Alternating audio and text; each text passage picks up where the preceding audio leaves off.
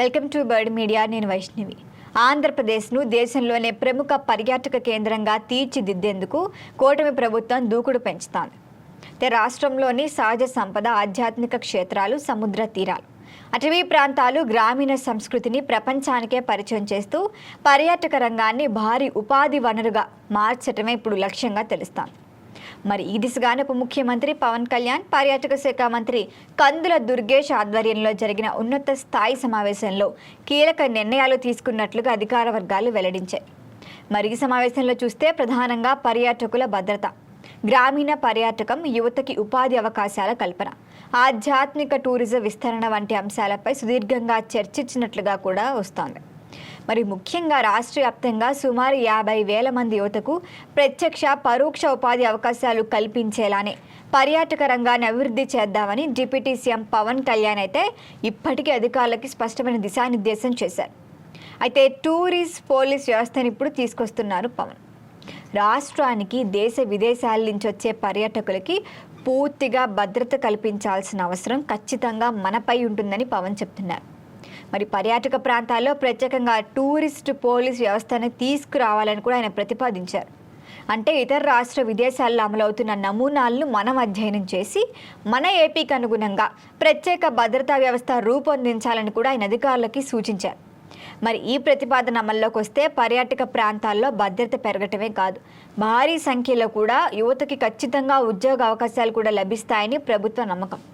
ఇక ముఖ్యంగా అక్కడ స్థానిక యువతకి శిక్షణ ఇస్తే గనక వాళ్ళకి ఆ ప్రదేశం గురించి చాలా నాలెడ్జ్ ఉంటుంది కాబట్టి టూరిస్ట్ సెక్యూరిటీ కానీ, గైడింగ్ కానీ, ట్రావెల్ సపోర్ట్ రంగాల్లో వాళ్లకు ఉపాధి కల్పించే దిశగా కూడా ప్రభుత్వం ఆలోచిస్తోంది.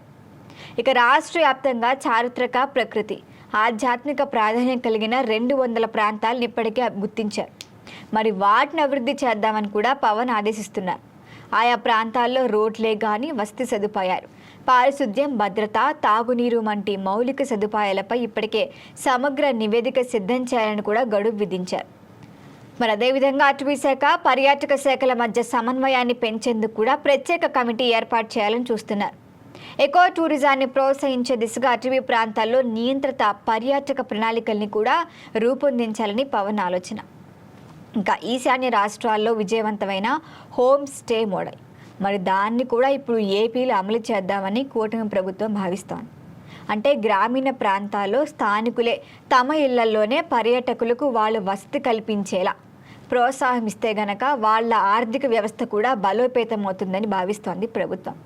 ఇక పైలట్ ప్రాజెక్టుగా కొన్ని ప్రత్యేక గ్రామాలను ఎంపిక చేసి హోమ్ స్టే విధానాన్ని ప్రారంభిద్దామని అధికారులు కూడా చూస్తున్నారు.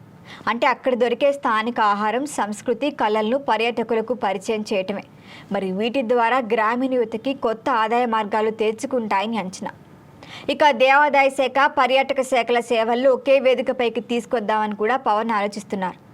అంటే భక్తులు ఒకటే ప్యాకేజీలో దేవాలయాలను దర్శించుకోవటం, వాటితో పాటు సమీపంలోని ప్రకృతి అందాలను ఆస్వాదించేలా ప్రత్యేక కాంబో టూరిజం ప్యాకేజీలు కూడా రూపొందిద్దామన్నది ఐడియా. మరి దీనికోసం ఇప్పటికే ప్రత్యేక మొబైల్ యాప్ని కూడా సృష్టిద్దామని చూస్తున్నారు. మరి పవన్ చూస్తే ఈ పర్యాటక రంగాన్ని మరింత ఊపునిద్దామని టూరిజం ప్యాకేజీలను కూడా పెంచుదామని చూస్తున్నారు. మరి మున్ముందు వీటికి సంబంధించిన అప్డేట్లు వస్తాయి. మరి దీనిపైన మరిన్ని అప్డేట్ల కోసం చూస్తూనే ఉండండి బర్డ్ మీడియా.